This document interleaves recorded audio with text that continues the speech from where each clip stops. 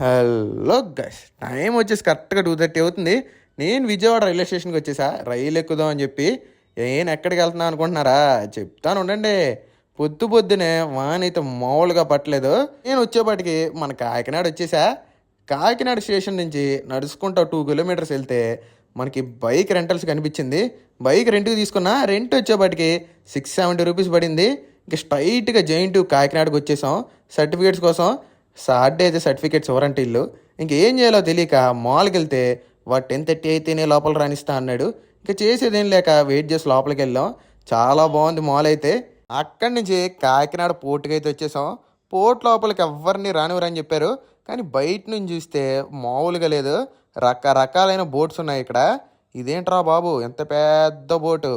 ఇంకా కొద్దిగా ఎదరికెళ్ళి బ్రిడ్జ్ మీద నుంచి చూస్తే వ్యూ అయితే చాలా బాగుంది. షార్ట్ నచ్చినట్లయితే లైక్ కొట్టుకురు.